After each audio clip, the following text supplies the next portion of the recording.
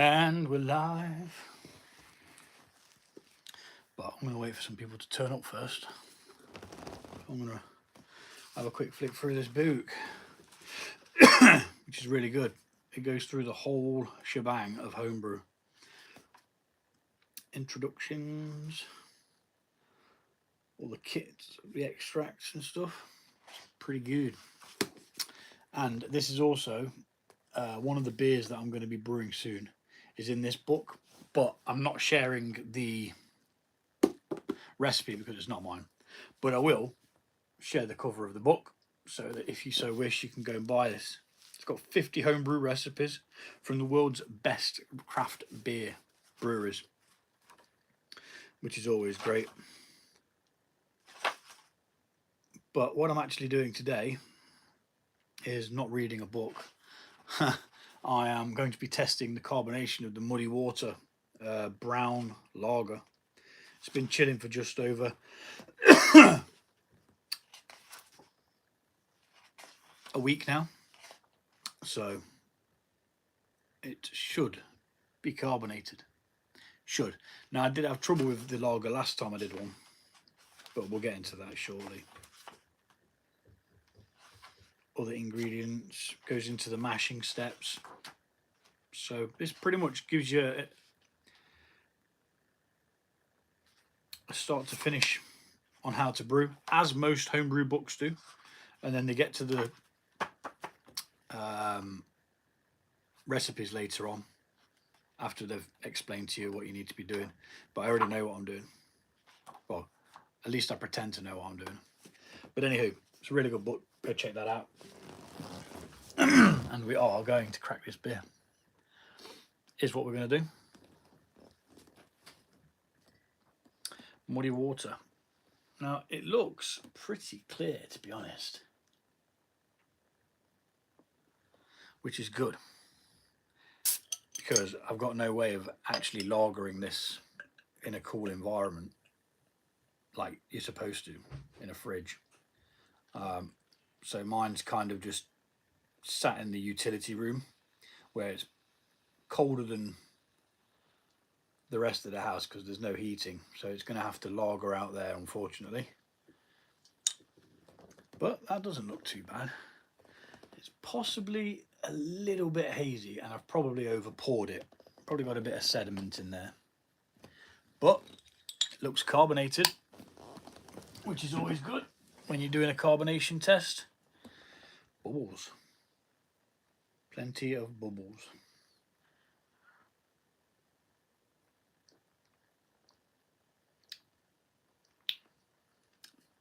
It tastes all right as well. A brown lager, just because I can. It's kind of got a ruby kind of colour to it when you hold it up. I'm not sure where the recipe for this one is. Should have probably brought it with me, shouldn't I?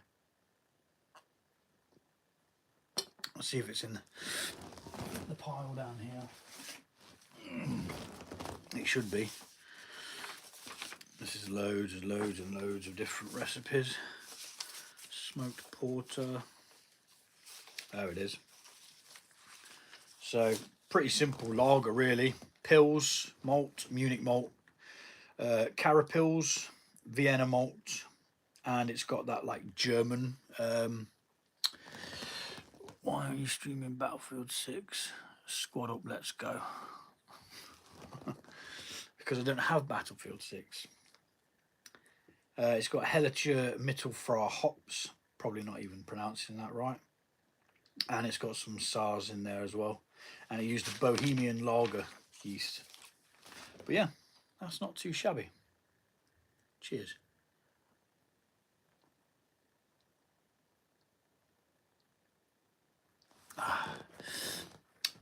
It is 4.8%, I believe this one is. Now, I've written 4.7 on it, but when I checked later on, it should have been 4.8, which, you know, isn't that much of a problem. Now, mine's only lightly carbonated because I don't like extra fizzy beers. Now, I know that lagers are supposed to be quite carbonated, but for me, I prefer them to be pretty subtle. What's up, Robert?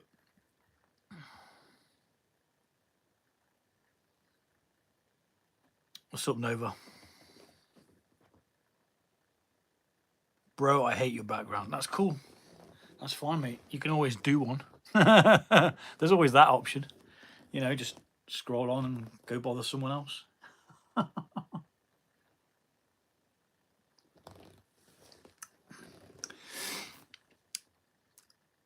Beer is for nerds. Drink liquor, sissy. Sweet.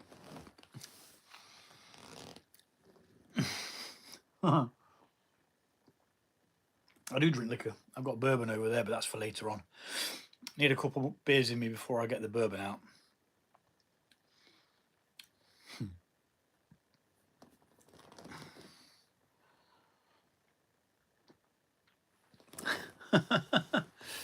No, actually, the hair isn't ginger. The hair's brown. But the beard is ginger. I'm like a cut and shut. You know, where they weld two different cars together.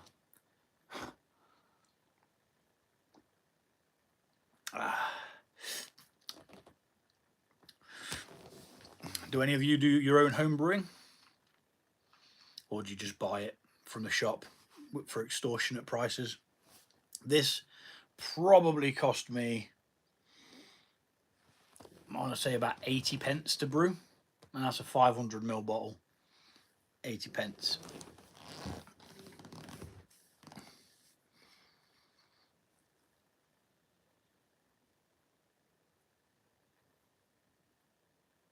I'm not sure what's going off. There's someone talking to themselves. Pardon me.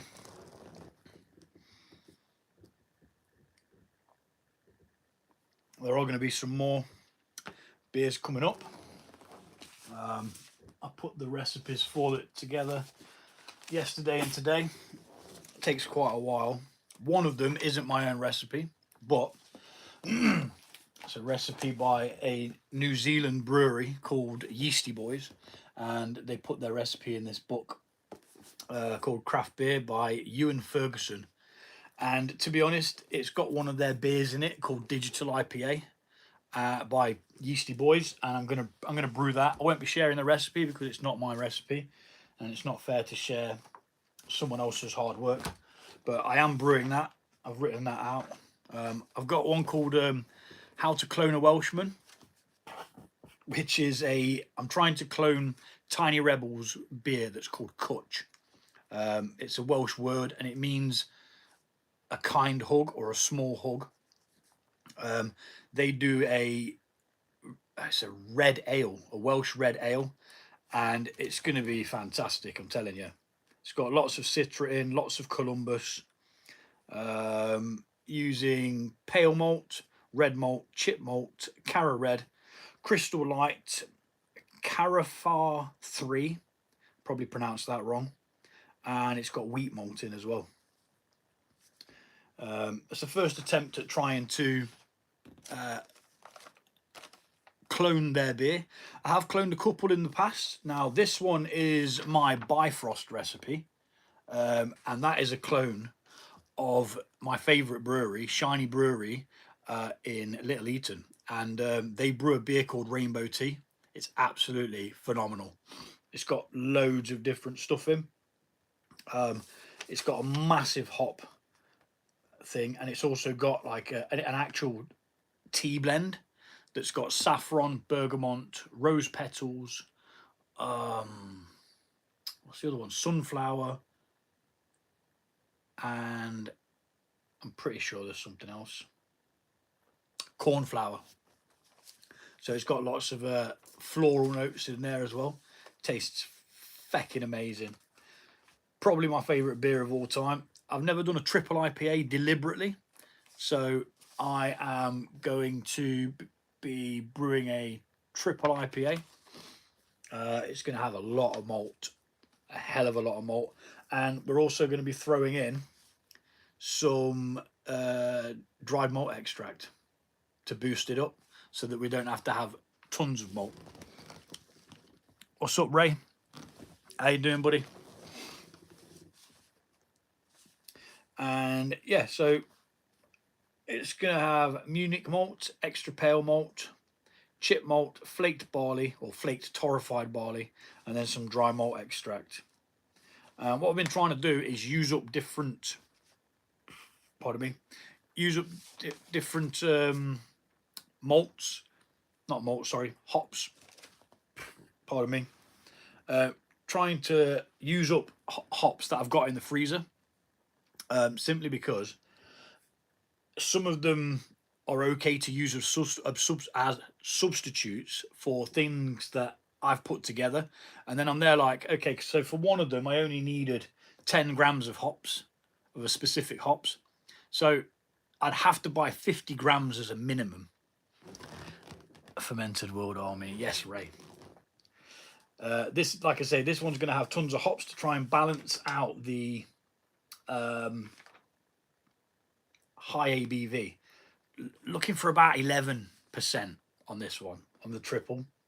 Well, that's the plan anyway. Again, it's the first time I'm doing it, so I'm not quite sure if it'll pan out that way, but we can only hope. Yeah, it's got tons of hops in. Out of all of these beers that I've put together, it's probably the one that's got the most hops in. It's got 2 dry hops, so it's like a double dry hopped triple. So that should be interesting. Baltic Porter, but that's going to be on hold until I can get somewhere with a low enough temperature. So I put a thermometer in the store where I keep all my beer and things, where there's no heater, and it only reaches so far about 12 degrees, which is a little bit too high to be brewing with a lager yeast. Now, I don't think it'll matter with a porter, because I think the porter malts, obviously you've got dark crystal, chocolate malt and roasted barley. I reckon that they might even just balance out the fact that it might not be fermented at the right temperature. And then I've got the raspberry sour, which is, it's not, sorry, not a raspberry sour, it's a blackberry sour. But I'm using the raspberry sour recipe because it worked really, really well. And that's just got some Saaz hops in. Now, I was talking to Matt from Brew Day Supplies, which is where I get my ingredients for my beers and things like that. And I've just picked his brain about sours. So when I did used the Philly sour for the Raspblue, the raspberry and blueberry sour, which, don't get me wrong, it was really nice, but I wanted a hell of a lot more sourness from it. So I said to him, I've heard people add malic acid. And he was like, that is an option, but mess around with heat temperature first. So I think the higher the temperature of the Philly sour yeast, the more it's going to produce the lactic acid itself. Is it lactic or malic that it produces? I think it might be lactic. But if it doesn't reach the sourness that I want, there's always that option to put in some malic acid. So I have purchased some of that as well. Should be good.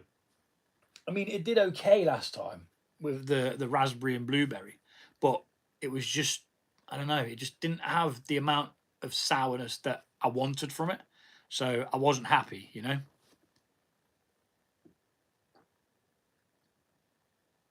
But that's okay. Still got some bubbles going around in it. It probably is a little bit undercarbonated. And the roasted barley, was it, that went into this? I think it has sort of, was it? Yeah, it was roasted barley, wasn't it? I think. I didn't write down what I used on the day, because I think it was just a bit of a random one. And I was like, yeah, let's make a brown lager instead of just another lager. And it is a lot darker than a normal lager, but I think it does have a bit of a different taste to a lager.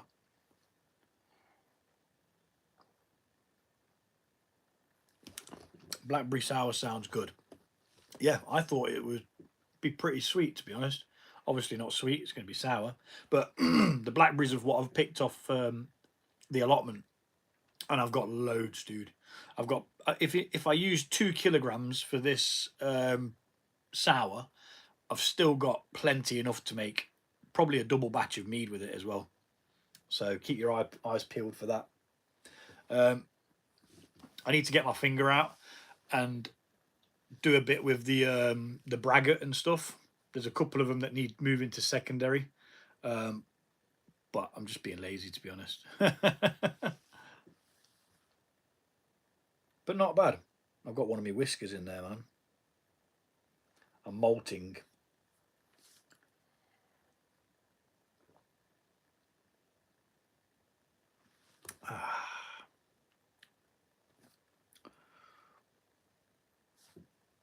Flipping hairs everywhere. Flipping dog hairs, my hairs, all sorts. I was actually drinking this beforehand, which was a pale ale. That looks more like a lager, doesn't it? But it's not. It is Camden Town pale ale. 50p. At like a budget shop. 50p, man. Half of a pound. That's cheap. I just thought I'd grab a couple.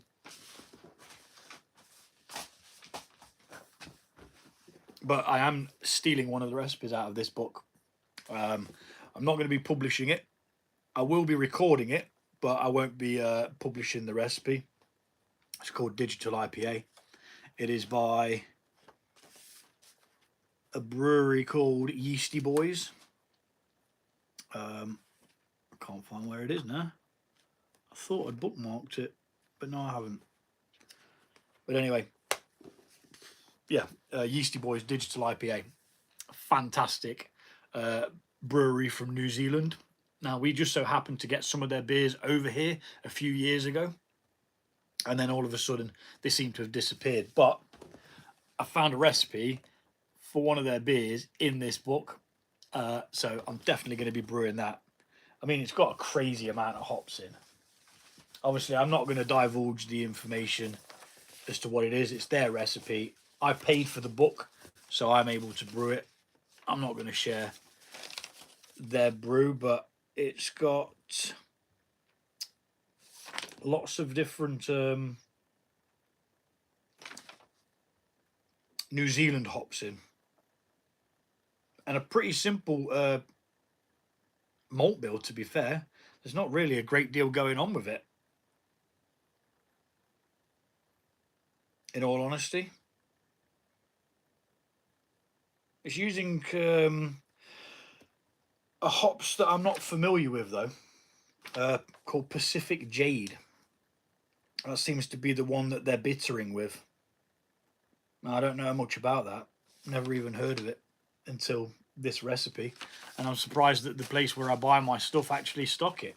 Because sometimes you have to make substitutes for stuff that you can't get hold of. I remember once there was a hop called Sterling, which was a cross between two different hops.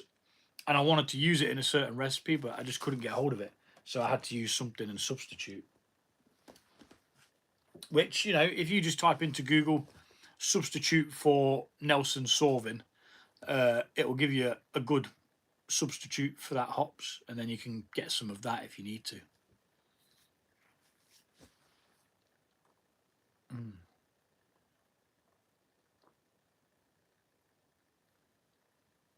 But yeah, not bad at all. Possibly did need more carbonation. Now, the other beers, like the pales and the IPAs, they're all right at that, but I mean, it's fizzy enough, but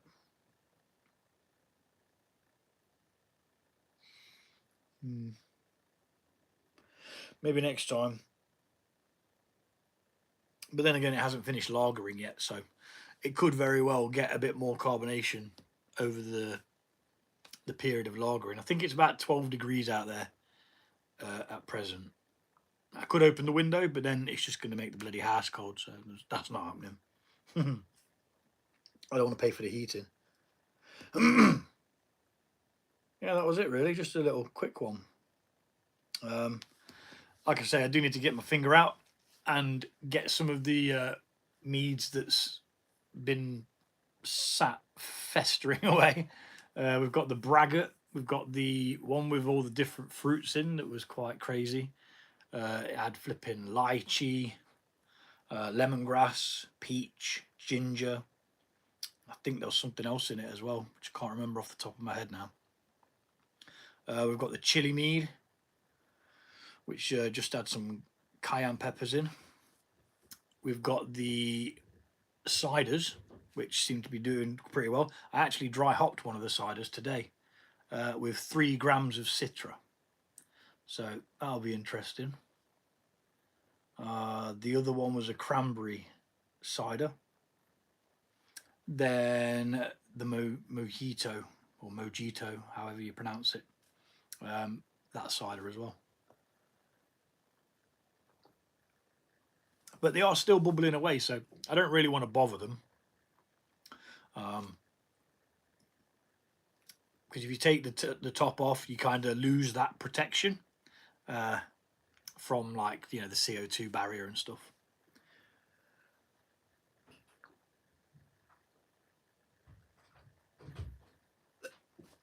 And on that note, I'm going to catch y'all later. Cheers. The carbonation test is complete. Are you going to back sweeten your hopped cider? No, I don't plan to back sweeten any of them. It's not something that's occurred to me.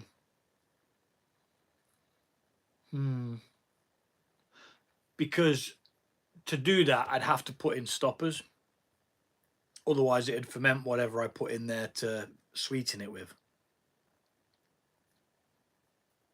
But I suppose I could very well sweeten it, or at least one of them. See, because of the hops going in dry, they're not going to cause any bitterness whatsoever. It's only when you boil hops that you actually get the alpha acids released. I'll think about it.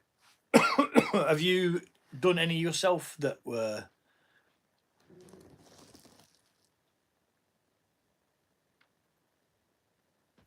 erythritol? Not sure what that is, dude. I'm assuming it's a non-fermentable sweetener. But I've got lactose, you see. I could put lactose in to sweeten it back up if necessary. But I'm not really a fan of sweet ciders. I prefer a dry cider. And I don't carbonate them as well. The last one I did half carbonated and half uncarbonated. And I actually preferred the ones that weren't carbonated. I like what we call scrumpy. I don't know whether you get that over in the States. But scrumpy cider's always flat. And quite often, it's cloudy as well. Monk fruit sweetener. Never heard of it. No. Might look into it. Let me write it down. I always say I'm going to do this, but I always forget.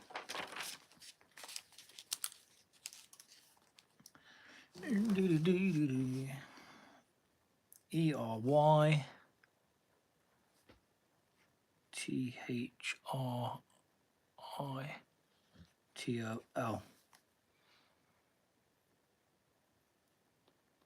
Monk fruit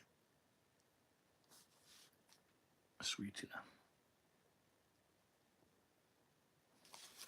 I think what I'll do is I won't do any of them this time, but I think next year when I get a load of apples again, I will, because they've all got something in, if you know what I mean, and I don't want to take away from the stuff that I've put in by adding something else.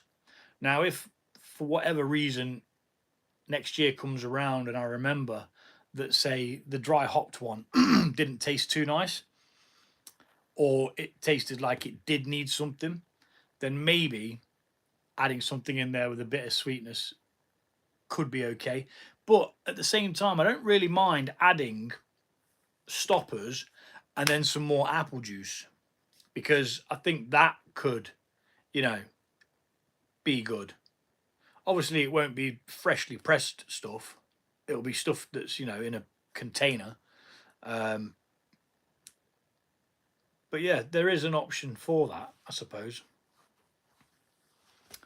Always get me thinking. I dry hop ciders all the time. Got one going right now. What did you dry hop it with, dude? Pardon me. Also, while we're here, I am going to have a dram for the bassist from Limp Bizkit, because he passed away. I'll be back.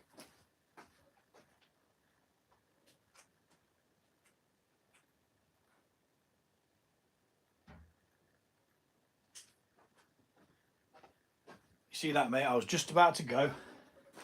Now you got me talking, and then I remembered I wanted to raise a glass to Sam Rivers, I believe his name was. It's funny how people only really notice and remember the lead singer of bands, isn't it? You know what I mean?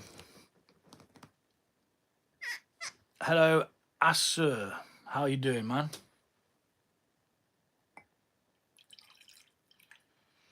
Yeah, I think his name's Sam Rivers. Bass guitarist from Limp Bizkit. To Sam.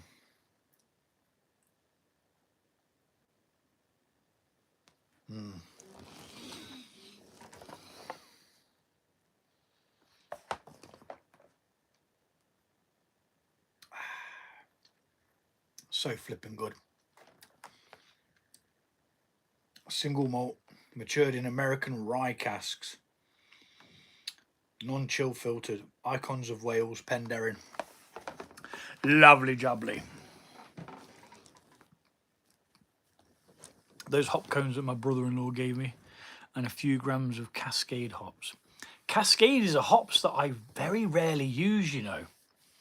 I think I've only ever had one brew that it actually had it in. Is it this one? No. No, it's not. That's Cashmere. Yeah. Did you find out what the hops were, Ray? It's super pungent.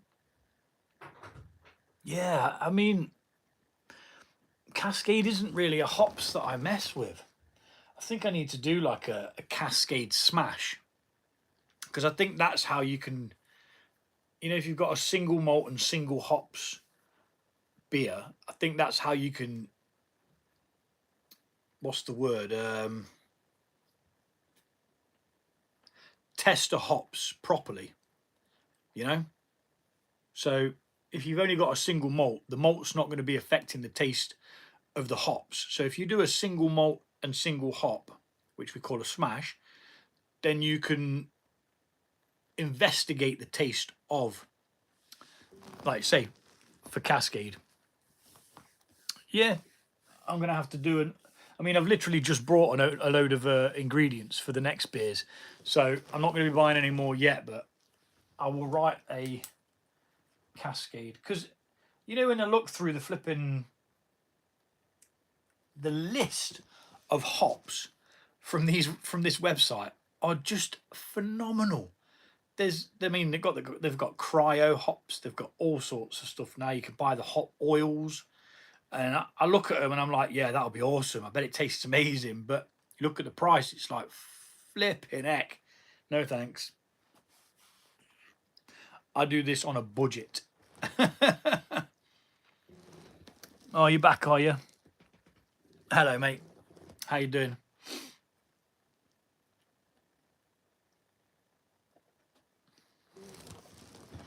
Need you get bored bothering other people? Hey, Gov.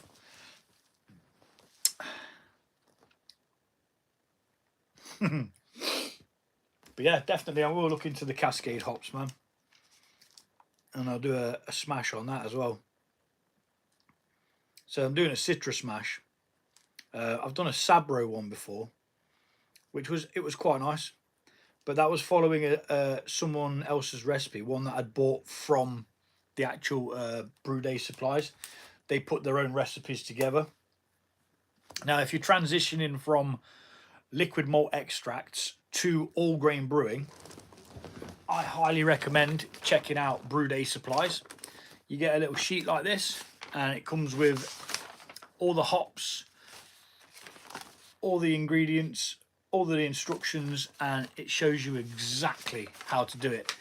Now, they helped me move from what I thought was going to be very difficult, and it was just so easy. It just went from you brewing the liquid malt extract to you just creating the malt extract.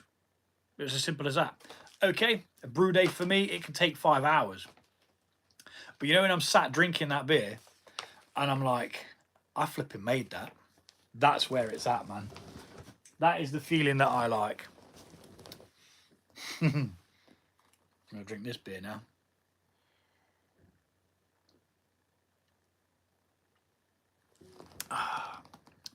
What's this button do? Retouch is on. What the bloody hell's retouch? Does it make me look beautiful? I don't think it did anything.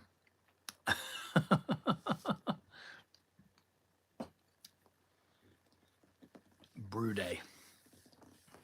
I love a brew day, mate. I mean, to be honest, it's been a while since I've actually done one. The last one I did was the brown lager, which I've just sampled there. It's okay. It's not massively amazing. It's just a bit of a standard lager. Bit more of a malty flavour, roasted malt flavour, or roasted barley, I believe it was. Whatever. The lager I did before that, like was it a Belgian? I can't remember. I did a lager that was really, really good. But I didn't manage to get a very good carbonation on it. So what it turned out is it was extreme. Like all of them were flat. They were just flat, and no one likes a flat lager. Let's face it. Something went wrong. I think I let it ferment too far out, where everything then had dropped out, and there was just no yeast left to,